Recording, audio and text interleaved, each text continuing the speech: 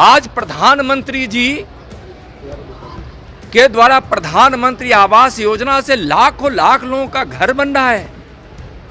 छोटे छोटे उद्योग करने वाले, छोटे छोटे दुकानदार की दुकानदारी, हार्डवेयर की दुकान चल रही है। लेकिन वह नहीं सुनते थे, बोलते थे कि बालू सस्ती नहीं हो।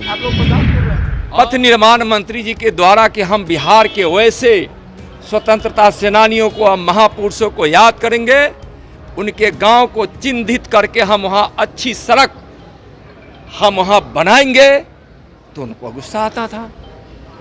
जब उनको यह कहा जाता था कि हम यहाँ घने वन लगाएंगे, जब वन मंत्री बोलते थे और उसका नामकरण हम महापुरुषों के नाम पर करेंगे, तो उनको गुस्सा आता था।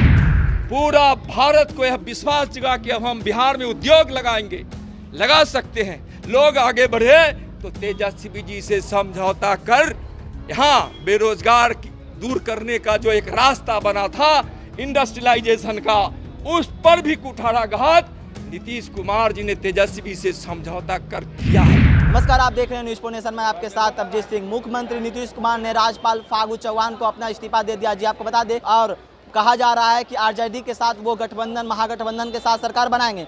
इसी पर जब केंद्रीय राज्य गृह मंत्री नित्यानंद राय जब पटना एयरपोर्ट पर पहुंचे तो उनसे पूछा गया कि मुख्यमंत्री नीतीश कुमार ने इस्तीफा दे दिया, तो उनका साफ तौर पर कहना है कि वो सत्ता के लोभी हैं। क्या कुछ कर रहे हैं नित्यानंद राय? नीतीश जी जी अब क्या कहेंगे इस पूरे प्रकरण पे?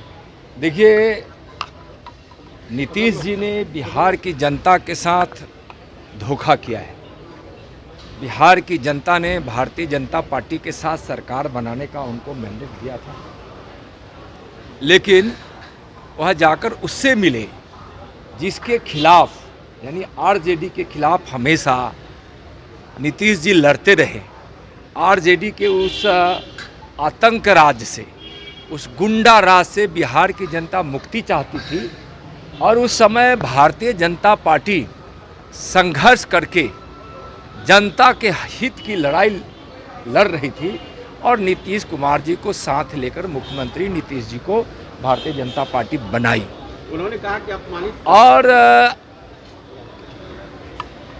जब आरजेडी के खिलाफ संघर्ष हो रहा था और आज सत्ता के इतने लोभी होंगे, इतने सत्ता के प्रति उनका आकर्षण होगा, बिहार की जनता जानती तो उनको निश्चित रूप से पहले ही सबक सिखा देती। और बीजेपी हमेशा विकास की बात करती रही है। भारतीय जनता पार्टी हिमालय की तरह अडिग है और पवित्र है। बिहार की जनता के हित की लड़ाई हमेशा लड़ी है, आगे भी लड़ेगी। अभी भी सरकार में विकास की बात जब जब नीतीश कुमार जी के सामने भारतीय जनता पार्टी के लोग करते थे तो उनको बहुत गुस्सा आता था, बहुत ही ज़्यादा गुस्सा।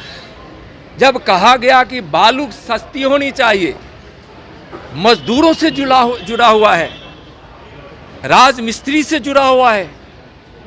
आज प्रधानमंत्री जी के द्वारा प्रधानमंत्री आवास योजना से लाखों लाख लोगों का घर बन रहा है। छोटे छोटे उद्योग करने वाले, छोटे छोटे दुकानदार की दुकानदारी, हार्डवेयर की दुकान चल रही है। लेकिन वह नहीं सुनते थे, बोलते थे कि बालू सस्ती नहीं हो। आप लोग बर्दाश्त कर रहे थे और समझा रहे थे। और हम भारतीय जनता पार्टी हमेशा विकास के काम की। जब देश का 75वां आज़ादी का वर्षगांठ पूरा देश मना रहा है, और जब यह कहा गया पथ निर्माण मंत्री जी के द्वारा कि हम बिहार के वैसे स्वतंत्रता सेनानियों को, हम महापुरुषों को याद करेंगे, उनके गांव को चिन्हित करके हम वहाँ अच्छी सड़क हम वहाँ बनाएंगे, तो उनको गुस्सा आता था।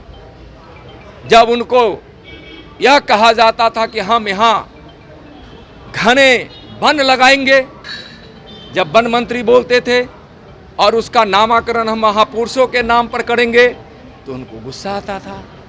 जब उनको कहा जाता था कि स्वास्थ्य की अच्छी व्यवस्था यहाँ भारतीय जनता पार्टी के स्वास्थ्य मंत्री करना चाहते हैं, तो उनको उस पर गुस्सा आता था। कोरोना काल में जब भारतीय जनता पार्टी के कार्यकर्ता कोरोना काल में लोगों की सेवा के लिए निकले, उसमें उनको गुस्सा आता था।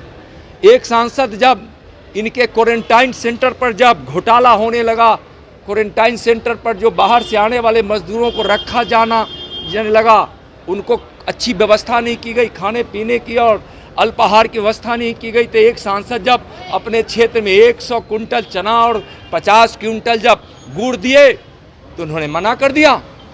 तो जाकर किसी तरह से उसको क्वारंटाइन सेंटर पर जब वह सांसद जिद पे आ रहा तो भेजा। यहाँ आप देखिए, जब जनप्रतिनिधियों के अधिकार की बात आई, यहाँ उद्योग धंधे नहीं लगे। आज जब उद्योग मंत्री जी ने जब यहाँ उद्योग धंधा लगाने का काम शुरू हुआ, पूरा भारत को यह विश्वास जगा कि अब हम बिहार में उद्योग लगाएंगे, लगा सकते